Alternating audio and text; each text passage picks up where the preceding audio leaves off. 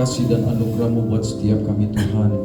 Kami bersyukur kami bisa ada hingga saat ini karena Tuhan baik memelihara kami sempurna. Di saat ibadah yang penuh dengan kuasa, urapan-Mu mengalir, menjamah, mengangkat roh kami, mengangkat iman kami untuk bisa melihat pengharapan di dalam Kristus. Bahwa doa-doa kami bukan hanya didengar, tapi Tuhan sanggup menjawab dari surga. Di tempat ini kami berdoa bersatu hati, yang sakit disembuhkan Tuhan. Segala kelemahan diganti dengan kekuatan yang baru. Maka segala kuasa gelap patah hancur kuasa dalam nama Tuhan Yesus. Kami rindu Tuhan yang berbicara, sampaikan pesan-Mu, sampaikan isi hati Tuhan. Di dalam satu nama yang kudus, dalam nama Tuhan Yesus kita yang siap diberkati, sama-sama semua kita katakan amin. Boleh tepuk tangan yuk sekali lagi buat Tuhan kita Yesus. Puji Tuhan, silakan duduk saudaraku. Haleluya. Shalom Tiberias. Sekali lagi shalom Bapak Ibu semuanya. Ada sukacita, amin. Kita pasti diberkati dengan firman Tuhan yang akan kita dengar. Sama-sama buka Kolose 3 ayat 17. Kolose pasal 3 ayat 17.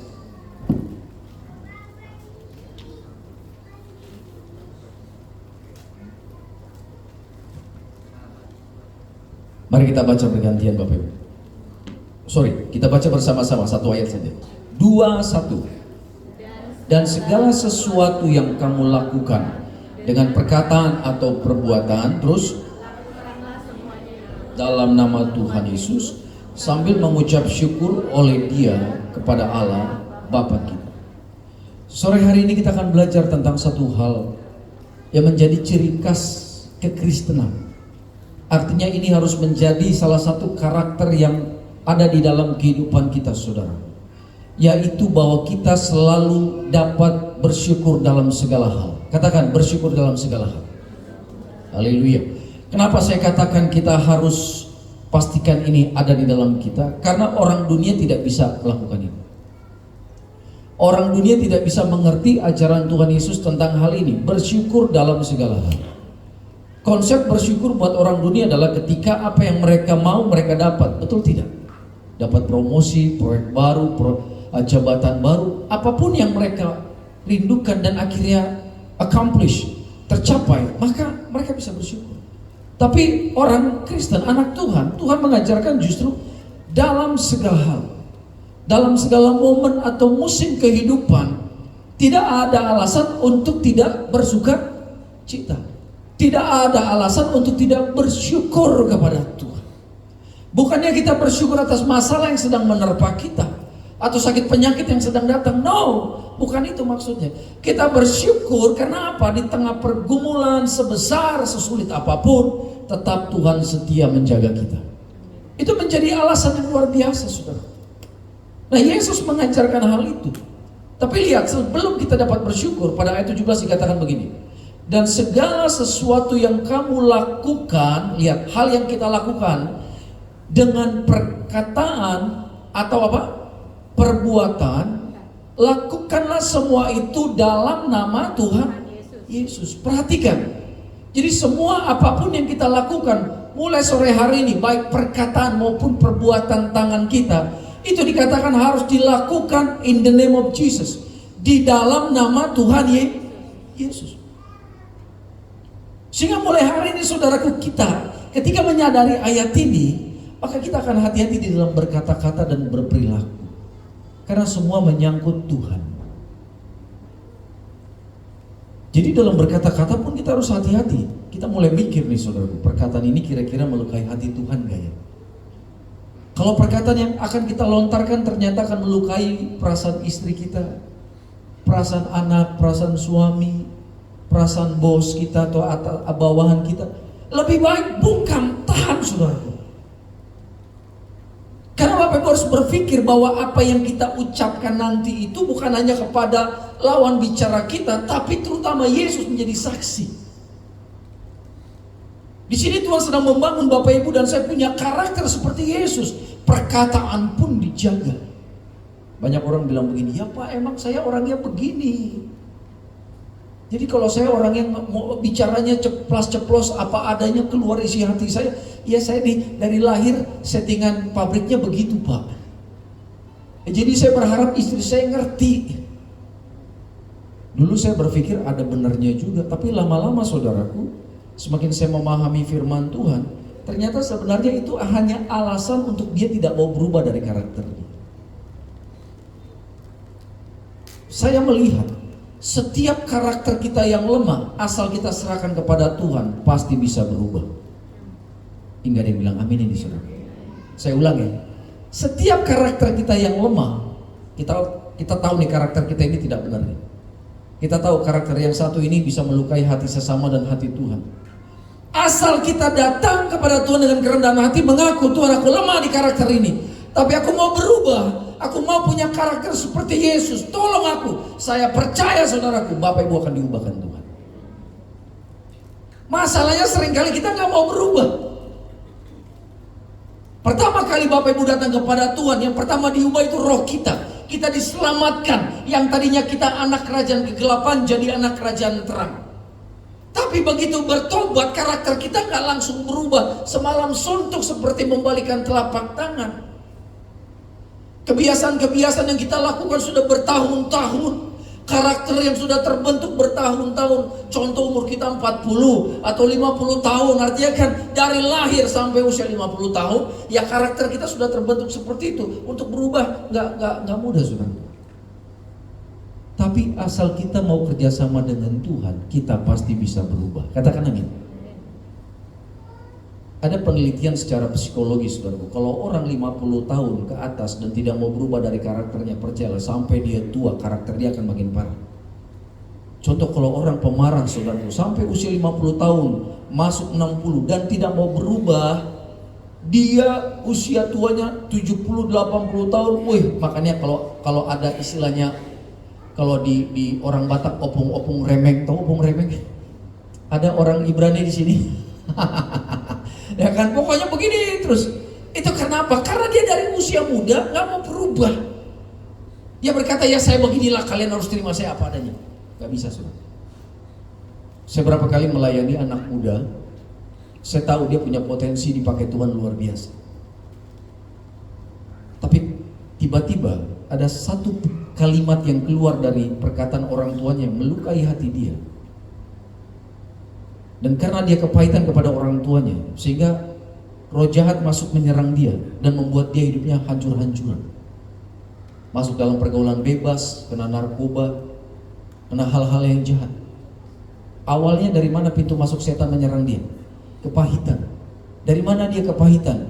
Karena ada satu kalimat yang diucapkan orang tuanya dan itu melukai, menyayat hati. Orang tuanya nggak tahu kalau perkataan mereka ternyata melukai hati anaknya. Dan anaknya dendam, dia simpan, dan akhirnya setan menyerang dia. Dan akhirnya dia anak yang baik-baik, cinta Tuhan, anak yang hormat pada orang tua, fokus belajar, fokus kuliah, fokus bekerja, tiba-tiba dikalahkan pergaulan jahat. Terus ada nggak? Jujur saya, banyak. Setan berusaha menyerang gereja. Salah satu yang diserang apa? Anak muda. Karena anak muda ini generasi penerus. Katakan amin. Amin. Mungkin 20 tahun lagi anak-anak muda yang menggantikan saya berkhotbah. Bilang amin dong anak muda. Saya lihat anak muda banyak di sini. Lah kalau anak mudanya tidak dididik akan Tuhan atau sudah dikalahkan pergaulan jahat karena diserang kuasa kegelapan, siapa yang melanjutkan pelayanan gereja? Siapa yang melanjutkan pelayanan rumah Tuhan? Coba bayangkan. Jadi mulai hari ini Bapak Ibu, biarlah kita bukan hanya fokus kepada diri kita, tapi fokus kepada generasi berikut dari keluarga kita maupun generasi penerus dari gereja. Anak-anak kita itu penerus legacy kita. Katakan amin para orang tua. Betul. Jadi mulai hari ini perhatikan perkataan kita. Kalau kita tahu cara negur kita ini kasar dan melukai hati anak kita. Saya punya anak saudaraku 4. Yang paling kecil 13 bulan, yang masih kecil lah. Tapi yang 3 ini karakternya beda-beda. Cara saya menegur mereka masing-masing pun berbeda. Ada yang satu bisa saya ceplos-ceplos ngomong, ada yang satu saya harus rangkul dulu, ada yang satu mesti diajak jalan dulu, jajan dulu, baru saya bisa ngobrol. Nanti kalau saya ngomong, oh iya Dedi, iya, oh aku salah ya Dedi, oh, makasih ya Dedi udah dikasih tahu. Tapi kalau saya main nyablak aja saudara, nggak bisa terima dia. Aku salahnya di mana sih Dedi? Tadi kan begini. Akhirnya saya pelajari, ternyata 3 anak saya 3 karakter yang berbeda. Yang kecil ini masih kecil aja nih. Ini cowok nih apalagi nih saudara. Nanti udah gedean dikit, caranya berbeda lagi pendekatannya. Nah kita sebagai orang tua Bapak Ibu, atau dimanapun Tuhan percayakan kita, ya, sebagai karyawan kah, sebagai bos kah, owner kah, ya praktikkan perkataan kita, lisan kita mulai hari ini. Ingat, ketika kita mau mengucap sesuatu, Tuhan katakan itu seakan-akan kita berkata-kata kepada Tuhan Yesus. Makanya saya belajar, saudara, mau ketemu orang yang katanya orang besar maupun orang yang cuma, ya maaf lah, orang kecil, tetap hati saya nggak berubah. Karena Tuhan ajarkan saya, jangan pernah membeda-bedakan manusia. Katakan amin. Karena Tuhan tidak pernah membeda-bedakan kita. Itu dia. Saya doa di tempat ini Bapak Ibu, mata kita tidak akan pernah membeda-bedakan. Amin. Betul. Kalau ada karakter Kristus dalam hidup Bapak Ibu, percayalah, saya percaya kita tidak akan mampu membeda-bedakan orang. Karena Yesus tidak begitu. Jadi perkataan kita ini penting. Dan kemudian dikatakan, dan segala sesuatu yang kamu lakukan dengan perkataan atau perbuatan, lakukanlah semua itu dalam nama Tuhan Yesus sambil mengucap syukur. Katakan sambil mengucap syukur. Amin. Oleh Dia kepada Allah Bapa kita. Jadi dalam perkataan Bapak Ibu, baik mau menyampaikan pemberitahuan ke informasi maupun teguran kepada siapapun, itu dikatakan Bapak Ibu, lakukanlah sambil mengucap syukur. Jadi ketika kita menegur orang, tapi ada ucapan syukur dalam hati kita, saya percaya gak akan ada kata-kata kebablasan yang ujung-ujungnya melukai hati orang. Jadi sore hari ini Tuhan mengajarkan kepada kita betapa dahsyatnya ucapan syukur itu. Nah sekarang pertanyaannya Bapak Ibu, mengapa kita harus mengucap syukur? Karena tadi di awal saya katakan, ini yang membedakan kita dengan orang dunia. Orang dunia gak mengerti ini, tapi anak Tuhan harus punya karakter ini. Bilang amin. Yang siap mengucap syukur senantiasa, tepuk tangan dulu yang meriah buat Tuhan kita Yesus. Katakan haleluya. Puji Tuhan. Yuk sama-sama kita buka di dalam Matius 28 ayat 20. Injil Matius 28 ayat yang ke-20. Sama-sama kita baca yang keras. 2, 1. Dan ajarlah mereka melakukan segala sesuatu yang telah kuperintahkan kepadamu, dan ketahuilah apa?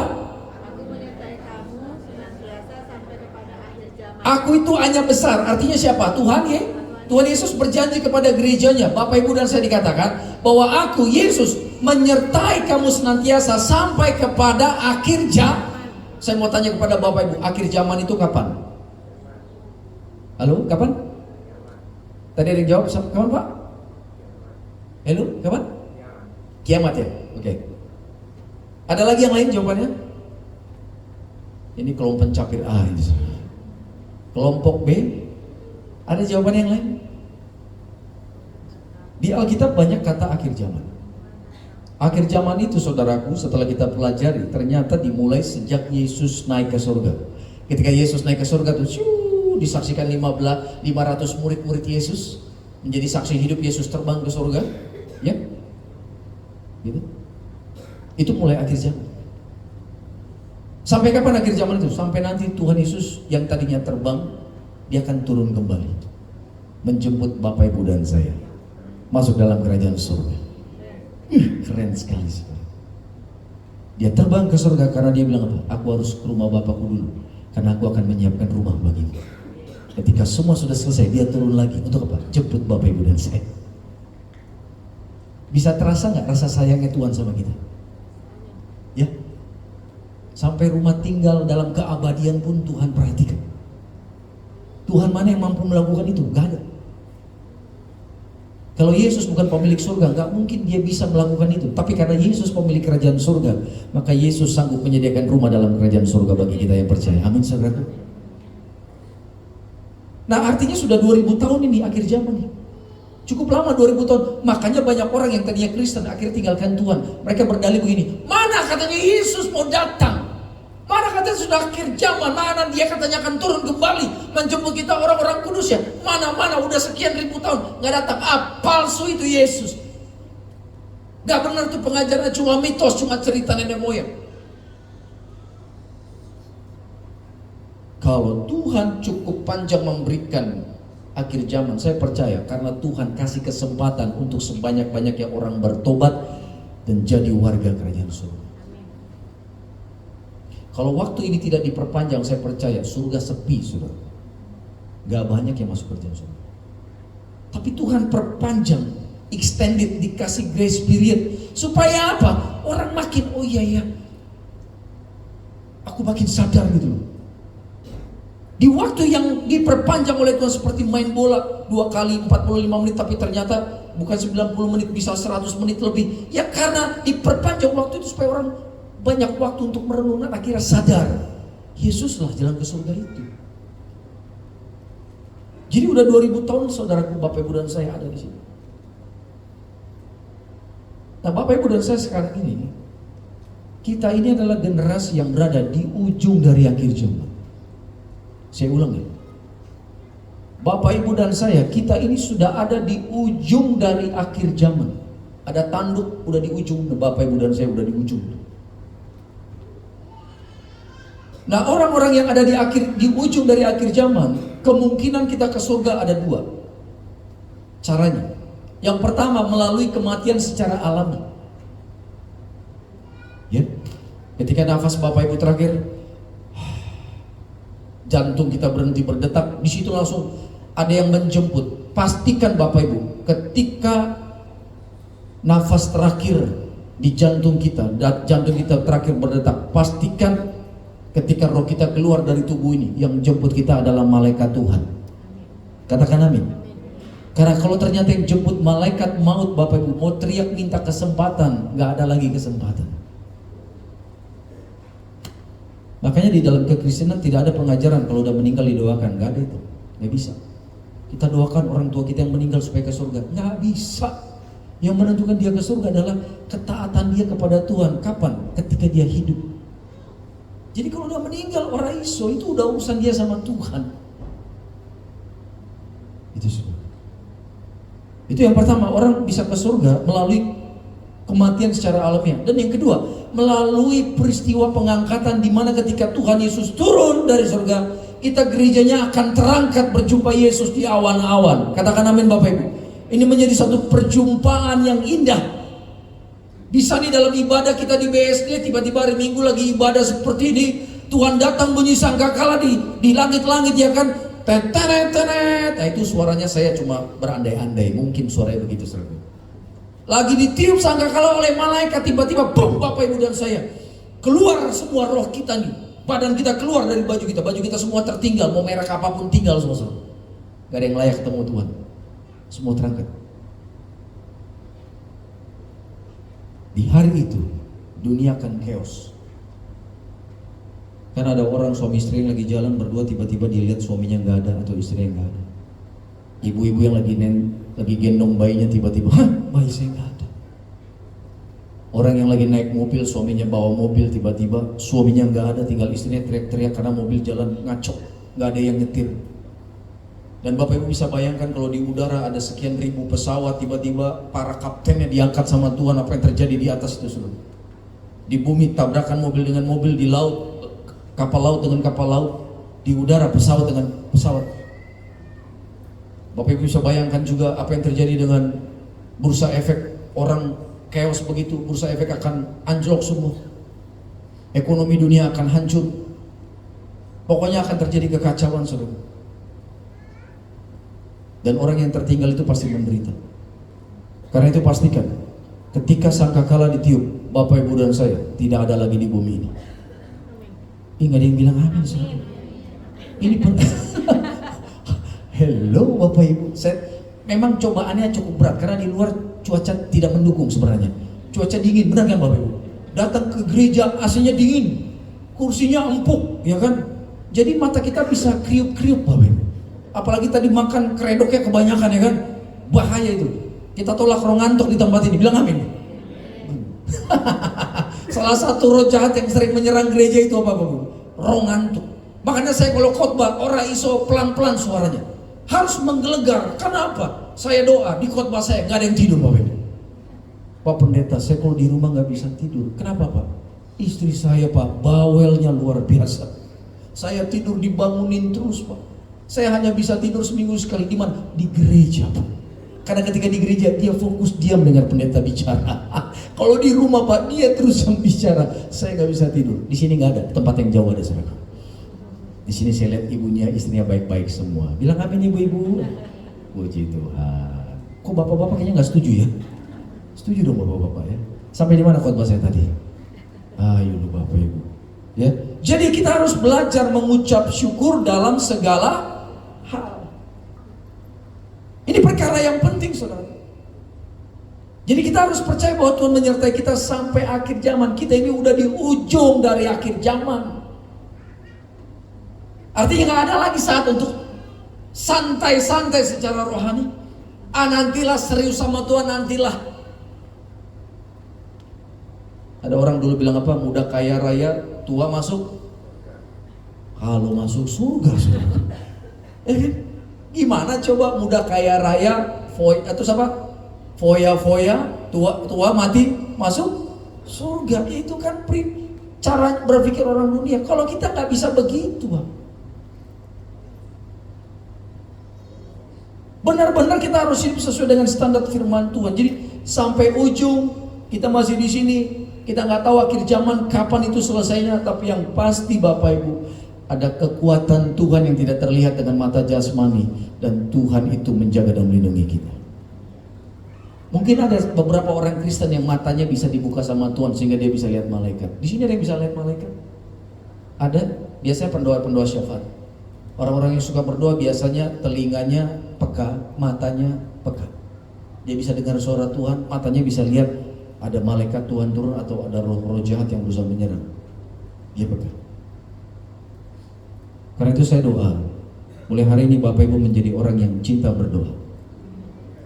Orang yang cinta berdoa menghabiskan banyak waktunya di hadirat Tuhan. Dia pasti pekakan suara Tuhan. Gak mungkin enggak. Jadi kalau Bapak Ibu bergumul, Tuhan aku mau dengar suaramu, aku mau dengar suara Tuhan. Tapi kalau Bapak Ibu tidak pernah berdoa, it's not gonna happen. Gak akan pernah terjadi kepekaan itu. Bayar harga. Kasih waktu buat Tuhan. Dan Tuhan ajar saya, waktu terbaik berdoa itu jam 3 subuh. Jam lagi enak-enaknya tidur, tapi di situ jam dimana Tuhan berbicara itu sungguh indah saudara. Ya, kalau Bapak Ibu mau dekat sama Tuhan, mau mengalami percepatan pertumbuhan rohanimu, bangun jam 3 subuh, berdoa, nyembah Tuhan di jam-jam itu. Suatu saat saya akan khotbah, kenapa jam 3 subuh itu spesial di mata Tuhan. Kalau Bapak Ibu lihat di Alkitab, Yesus itu bangun jam 3 subuh. Betul. Ketika Yesus berjalan di atas air itu jam 3 subuh. Banyak kejadian-kejadian tertentu itu terjadi di jam 3 subuh. Why jam 3 subuh? Kenapa itu spesial di mata Tuhan? Suatu saat saya akan khotbahkan saudara. Jadi Bapak Ibu, penyertaan Tuhan ini indah buat kita. Tuhan yang berjanji sampai akhir zaman. Nah yang kedua, coba kita buka Filipi 2 ayat 9 sampai 11. Filipi pasal 2 9 sampai 11, sama-sama ya, 3 ayat, 21. Itulah sebabnya Allah sangat meninggikan dia dan mengaruniakan kepadanya apa? Nama di atas segala nama. Terus dan yang ada di atas bumi dan yang ada di bawah bumi. 11. Dan segala lidah mengaku Yesus Kristus adalah Tuhan bagi kemuliaan Allah Bapa kita. Tepuk tangan dulu dong buat ayat ini saudaraku. Ini ayat yang sangat luar biasa. Nama Yesus, nama di atas segala nama. Artinya tidak ada nama yang bisa menyaingi atau melebihi nama Yesus. Kalau ada satu nama atau satu kekuatan yang bisa equal, bisa sama standarnya kekuatannya dengan Yesus, saya mau katakan percuma kita ibadah hari ini.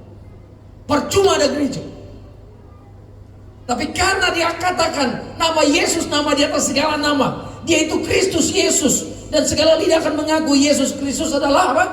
Tuhan. Dia itu Tuhan yang menyelamatkan, dia yang punya kerajaan surga, dan dia yang akan membawa kita sebagai orang percaya untuk masuk ke dalam rumahnya dalam kerajaan surga. Makanya ibadah kita tidak pernah sia-sia. Kalau ada satu nama yang sama aja kekuatannya dengan nama Yesus, lebih baik bubar gitu. Tapi nama Yesus jauh lebih tinggi dari semua nama. Katakan amin. Nama-nama yang lain tidak bisa menyelamatkan, Yesus menyelamatkan. Jadi yang kedua saudaraku, mengapa kita harus mengucap syukur? Ya.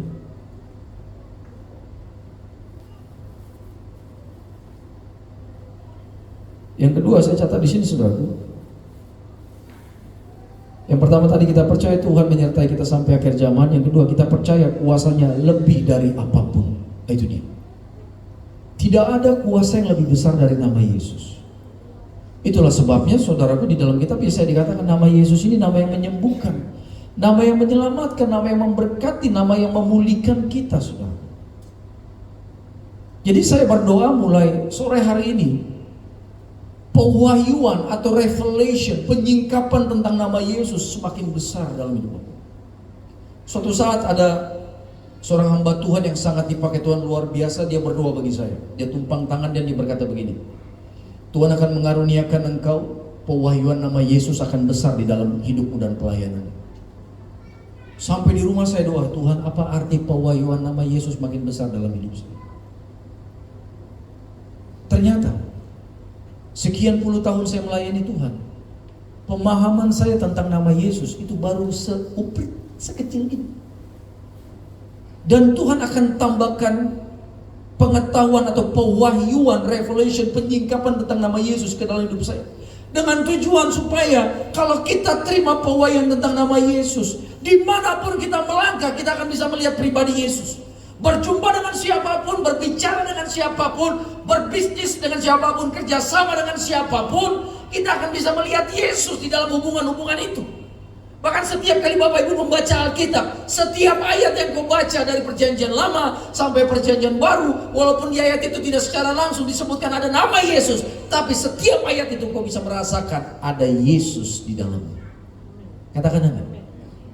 Makanya setelah saya didoakan itu oleh hamba Tuhan ini, saudaraku, saya nggak harus berjuang keras untuk dapat bahan khotbah, karena baru baca ayat sedikit udah dapat materi-materi yang bisa dibagikan kepada jemaat Tuhan. Dulu saya nggak begitu. Kalau udah kebanyakan pelayanan khotbah saya bingung mau khotbah apa lagi nih. Tapi begitu pewahyuan nama Yesus, kuasa itu saya terima, saudaraku. Luar biasa. Kadang satu ayat itu bisa menjadi 3 khotbah buat saya. Satu ayat. Saking kayanya firman itu.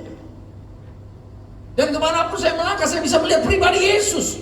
Ketemu orang ini, saya bisa rasakan ada Yesus. Melakukan sebuah pekerjaan apapun, ya, saya bisa lihat pribadi Yesus di situ. Saya doa, mulai sore ini Bapak Ibu mendapatkan pewahyuan nama Yesus. Katakan amin. Sehingga Yesus akan semakin besar menguasai hidupmu, dan kita semakin kecil. Yesus semakin besar. Kalau Yesus makin besar, maka orang akan melihat Yesus dalam hidup kita. Orang akan tertarik ketemu kita. Bukan karena kita mungkin hebat di mata dunia, bukan, karena ada magnet surgawi yang menarik mereka datang, approach, mendekat kepada kita. Dan kemudian Tuhan akan menuntun dia untuk terbuka sama kita, berbicara tentang masalahnya. Dan Bapak Ibu dengan gampang, dengan lancar akan berkata, Yesuslah sumber jawaban doa. Hanya Yesus yang bisa menolong. Mau saya doakan? Itu dia. Sehingga aku akan dipakai Tuhan. Bapak Ibu melayani Tuhan gak harus jago khotbah. Bilang amin Bapak Ibu. Gak harus sekolah teologi. Bapak Ibu dengan segala keberadaan kita, asal ada Tuhan di dalam kita, urapannya mengalir dalam hidup kita, pewahyuan nama Yesus besar di dalam hidup kita. Percaya, dimanapun Bapak Ibu ditempatkan Tuhan, engkau bisa jadi berkat bagi orang banyak. Engkau gak perlu cari jiwa-jiwa, siapa yang kulayani Tuhan, siapa? Gak perlu, nanti orang itu datang satu-satu. Di zaman Covid Bapak Ibu, gereja semua tutup, percaya gak? Handphone saya dengan istri hampir tiap hari kerangkring. Gak tahu tuh jiwa-jiwa dari mana, minta didoakan lah, inilah segala macam lah Pak, tolong Bapak saya udah istilahnya mau meninggal, tolong Pak didoakan. Pak tolong Pak. Saya bilang, Bapak Ibu harusnya percaya, minta tolong hanya kepada satu pribadi, Yesus Kristus namanya. Katakan amin. Tapi saya mengucap syukur, saya nggak tahu nomor telepon saya dengan istri udah menyebar kemana-mana, saudaraku. Dan itu yang kami lakukan, hampir 2-3 tahun selama Covid, itu yang kami lakukan. Saya keluar nggak sama istri? Keluar, proyek kami tetap jalan. ketemu sama tukang-tukang, ketemu sama vendor, ketemu sama orang. Banyak orang-orang yang waktu itu Bapak Ibu udah COVID, wow, ya kan kita nggak tahu dia kena COVID, dia di samping kita. Puji Tuhan, kita dijaga Tuhan. Katakan amin Bapak Ibu. 3 tahun hampir tiap hari saya keluar bersama istri. Betul. Walaupun tetap taat ya, prokes ya, pakai masker, cuci tangan pas segala macam. Tapi darah Yesus begitu sempurna. Di dalam ketaatan ada perlindungan Tuhan yang besar dalam hidup kita. Taatlah saudara. Taat. Bapak Ibu mungkin pelaku bisnis. Tuhan, aku bisa melayani nggak? Bisa. Nanti Tuhan akan kirim rekan-rekan bisnismu yang perlu mendengar kabar baik tentang kedahsyatan Yesus. Karena itu biarlah kita jadi terang. Contohnya apa? Bisnis kita benar, kita jujur. Bilang amin dulu. Amin. Nggak mungkin orang datang sama kita kalau kita mencela-mencela, bisnisnya nggak jujur, bisnisnya kotor. Tapi kalau mereka lihat dari sekian banyak para pembisnis yang mereka kenal, yang ini beda nih, yang lain berani bayar yang nggak benar, ya kan? Kalau yang ini tetap ujung-ujungnya doa, katanya doa. Doanya sama siapa ya? Akhirnya kan kita bisa bercerita tentang kebaikan. Itu yang kedua. Yang terakhir saudara, kita buka yuk di dalam Bapak Ibu diberkati Tuhan, amin. Kisah Para Rasul 16 ayat 25 dan 26. Kisah Para Rasul pasal 16 ayat 25 dan 26. Oke, sudah terbuka 2 ayat yang keras yuk. 2 ayat yang terakhir. 2:1. Tetapi kira-kira tengah malam, Paulus dan Silas berdoa dan menyanyikan puji-pujian kepada Allah, dan orang-orang hukuman lain mendengar mereka. Terakhir yang keras. Akan tetapi terjadilah gempa yang hebat sehingga sendi-sendi penjara itu goyah, dan seketika itu juga terbukalah semua pintu, terlepaslah belenggu mereka semua. Jadi Bapak Ibu, mengapa kita harus bersyukur? Ternyata bersyukur ini Bapak Ibu bisa meningkatkan kesadaran kita bahwa Tuhan itu selalu menyertai kita. Banyak orang kenapa bisa takut dalam masalah? Karena dia tidak sadar kalau ada Tuhan di dalam masalah dia itu. Kalau kita yakin Tuhan menyertai masalah kita seberat apapun, saya percaya kita tidak akan dikalahkan ketakutan. Amin. Jadi banyak orang sebenarnya ada Tuhan jaga dia, bahkan peluk dia, tapi dia tidak sadar Tuhan menjaga dia. Kenapa seringkali kita nggak sadar ada Tuhan jaga kita? Karena kita jauh hubungannya dengan Dia. Kenapa kita bisa jauh? Karena firman tidak kita nikmati setiap hari. Kita tidak masuk dalam jam-jam doa kita. Kita menganggap jam doa itu selingan. Kalau nanti ada waktu, bahaya saudaraku. Kalau kita punya prinsip, nantilah Tuhan aku sibuk, kalau aku ada waktu ya aku baru berdoa. Kalau aku ada waktu baru aku bisa membaca firman. Kalau aku lagi tenang gak ada masalah baru aku bisa fokus baca firman. Justru ketika kau di tengah badai kehidupan, di situ saat paling penting untuk kau duduk diam dan baca firman.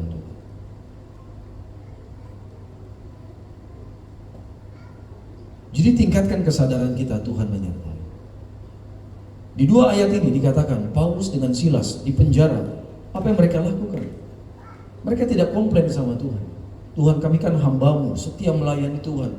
Kok ketika kami ditangkap, dilemparkan ke penjara, Tuhan gak bela kami? Mana Tuhan? Dalam pelayanan kami orang sakit sembuh, orang mati bangkit. Tapi masalah penjara, masa Tuhan gak tolong? Lihat tuh. Ternyata untuk punya sikap hati yang benar, meresponi apapun yang terjadi, itu penting.